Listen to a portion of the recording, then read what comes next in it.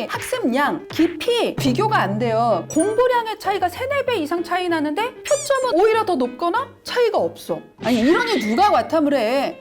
이거 미쳤냐고.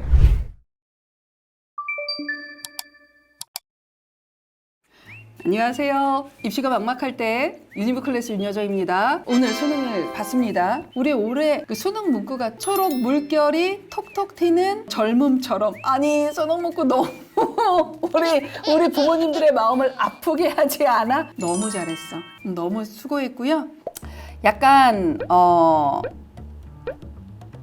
우리 마음 편히 있을 수 없죠. 네, 이제부터 정시 원서 쓸 때까지 이제 또 애간장이 미친 듯이 넘어가야 하는 거니까 일단은 어떻게 이제 정시까지 움직여야 되는지에 대해서 얘기를 해 보려고 오늘 라이브를 켰어요. 일단 종합적으로 확인을 해본 결과로는 이제 국어 같은 경우가 한 2년 정도 이제 문학이 계속 어려웠었던 추세인데 올해 같은 경우는 문학보다는 지금 독서, 그죠? 인문, 그다음에 사회, 특히 과학 이 3개 지문이 다 어느 정도 난이도가 있어서 국어가 작년보단 조금 어려웠었던 것 같아요. 그리고 수학은 작년하고 비슷하거나 조금 어렵다? 이런 반응이 조금 있는 것 같아요. 다행히 15번은 그렇게 어렵진 않았는데 21, 22번이 생각보다 조금 어려웠었던 것 같고 30번은 확실하게 좀 난이도가 있게 나왔고 영어는 작년하고 비슷한 수준은 아닐 것 같아요. 작년보다는 어려워진 건 확실한 것 같다. 이렇게는 좀 생각하고 보시면 되고요.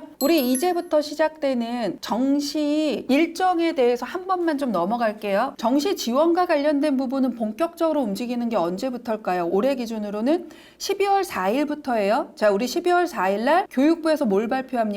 수능 도수 분포표를 발표합니다. 그래서 우리 각 과목의 확정 컷, 등급 컷, 그 각 표준 점수에 해당하는 인원, 과목의 난이도가 나오는 게 12월 4일이잖아요. 자, 그리고 12월 5일이 되면 어때요? 성적표가 배부가 되죠. 그래서 우리 12월 5일 날 성적표가 배부되면 통상적으로 보면 그날로부터 사과탐의 변환 표준 점수를 쓰는 대학들이 발표하기 시작하는 게 12월 5일이에요. 빠르게 발표하는 학교도 있지만 매우 늦게 발표하는 학교도 있어서 작년에는 연세대가 당일 발표했고요. 고려대하고 중앙대가 12월 24일 크리스마스 이브 날 발표했어요. 이게 거의 2주 차이가 나요. 그래서 올해도 어떤 대학이 제일 먼저 발표할지 모르겠지만 나중에 모아서 보시면 된다라는 거예요. 그래서 도수분포표, 성적표 배부, 그 다음에 변환표준 점수 확인. 그러면 이제 그 다음에 확인해야 되는 게 뭐예요? 12월 24일 날 수시 등록은 마감이 됩니다. 그러면 수시 2월 인원이 넘어오는 것이 바로 12월 24일, 12월 25일, 조금 늦으면 12월 26일 날 정시 최종 인원이 확정이 되죠. 그러면 이제 이때부터 최종 인원 확정이 되고 변환 표준 점수를 발표한 학교들이 다 발표가 되는 시점. 이게 올해는 정말 슬프게도 크리스마스인데 그전에는 그냥 다양한 것들을 정보를 그냥 수집하는 시기고 크리스마스부터가 이제 정말 진검승부. 다음에 올해 같은 경우는 정시는 아시다시피 12월 29일에서 31일까지. 작년이나 재작년은 5일 중에 3일 이상 뭐 이런 식이었는데 올해는 그냥 3일밖에 없어요. 제가 그거와 관련된 필요한 정보는 계속 말씀을 드리겠다. 이렇게 생각하시면 되고요.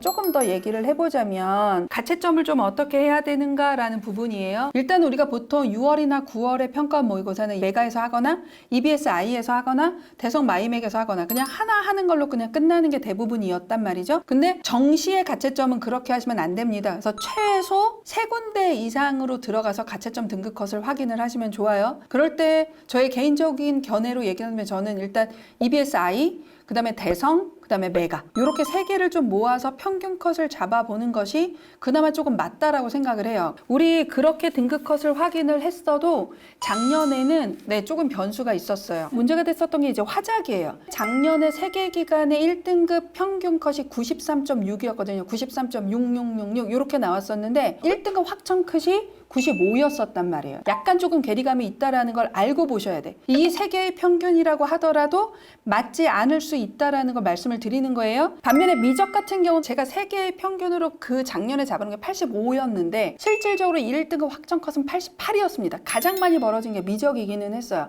저는 올해는 그 가능성이 미적은 여전히 있다고 생각을 해요.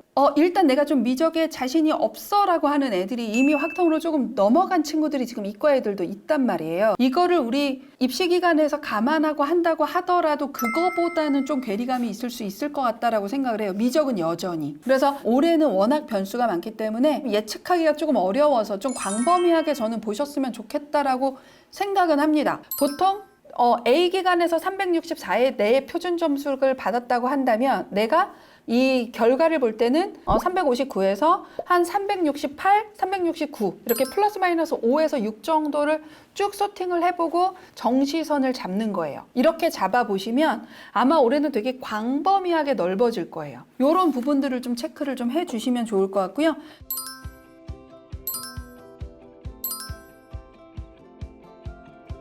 이게 우리 지금 보시는 부모님들이 올해 수능을 보신 분도 있지만 내년에 수능을 보는 것 때문에 들어와 있는 학생이나 부모님들도 있으니까 우리가 그 얘기를 조금 잠깐 해야 되는데 과탐 2개를 응시하는 인원의 비율이 매우 급격하게 줄어들었어요. 그러니까 2년 전만 해도 과탐 2과목을 응시한 인원의 비율이 전체 탐구 인원 비율 중에 47.5%였습니다. 거의 반이 과탐을 2개를 응시했죠. 왜 그랬을까? 이건 너무 당연한 게 건동공숙 이상, 그 다음에 메디컬은 무조건 미적, 기하, 과학이 지정이었어요. 그 외의 방법으로는 공학, 자연계열을 갈 수 있는 방법이 없어요. 그러다 보니까 당연히 내가 이과이면 이 과목이 힘들더라도 어차피 우리 자연계열 아이들이 다 똑같이 힘드니까 아이들이 그냥 과탐을 하고 미적기하를 하는 게 너무나 당연했는데 작년 수능에 서울대 수도권의 메디컬까지 그리고 이제 몇 개 대학을 빼고 미적기하 확통 그 다음에 사탐 과탐 과목 제한을 폐지한 학교들이 증가한 것이 일단 사탐으로 넘어가는 첫 시작점 작년이었습니다. 그래서 작년에 어떻게 나왔어요? 네, 과탐 2개를 응시한 인원이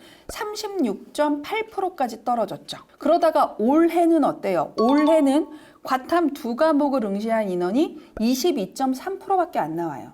나머지 77.7% 거의 80%에 육박하는 비율이 사탐 2개를 했거나 사탐 하나, 과탐 하나를 한 거예요. 표준 점수를 우리 한번 얘기를 해보자고요. 우리 작년에 생활과 윤리의 만점자의 표준 점수가 77이었어요. 윤리와 사상이 73이었습니다. 사회문화가 69였고요. 근데 작년에 물론 만점자가 표준 점수가 몇 점 나왔어요? 67 나왔어요. 화원은 65 나왔어요. 만점 받아도 100분이 97밖에 안 나왔습니다. 그러니까 사회문화를 만점 받기 위해서 써야 되는 시간과 물언을 만점 받기 위해서 써야 되는 시간은 최소 3배, 많으면 4배 이상이에요. 솔직히 이거는 제가 사탐 강사인데 그냥 인정하는 거예요. 과탐이 학습량, 깊이 비교가 안 돼요. 공부량의 차이가 3, 4배 이상 차이 나는데 표점은 오히려 더 높거나 차이가 없어. 아니 이러니 누가 과탐을 해?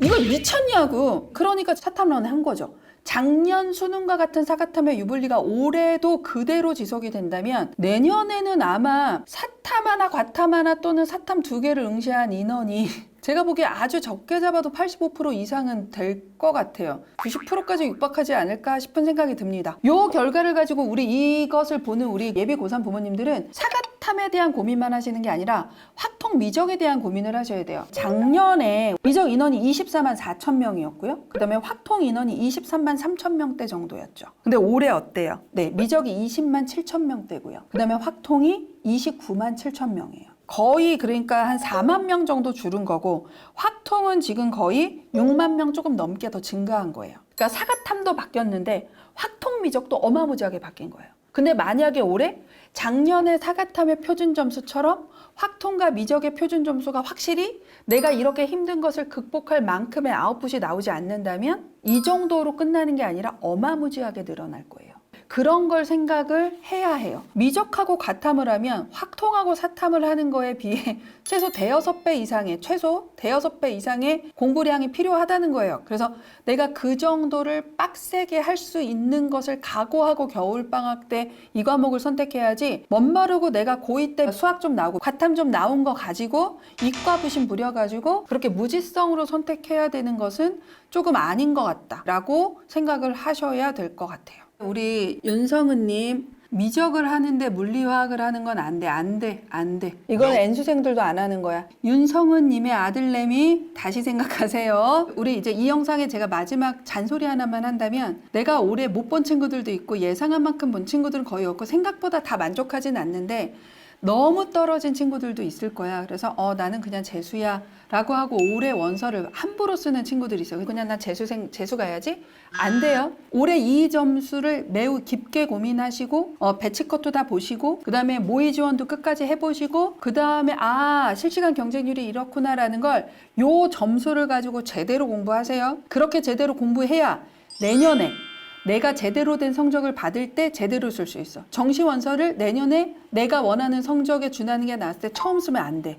그건 절대 안 되는 거야. 부모님들도 마찬가지예요. 아무리 못 받더라도 이 점수로 할 수 있는 분석을 모두 다 하시고 올해 그 점수에 맞게 원서를 쓰시고, 그리고 내년을 생각하셔야 돼요. 만약에 아주 못 봤다라고 하더라도 그거를 반드시 조금 생각을 하셨으면 좋겠다라는 말씀을 조금 드리고 싶습니다. 그다음에 이제 우리 이제 수능이 끝났으니까 정시 상담반 출연 신청을 받을 거예요. 그래서 올해 정시 원서가 고민이신 친구들은 꼭 신청을 해 주셨으면 좋겠습니다. 자, 그러면 오늘 다시 한번 수능을 본 대한민국의 모든 수험생들 정말 너무너무 고생하셨고요. 입시가 막막할 때 유니브 클래스 윤여정이었습니다. 감사합니다.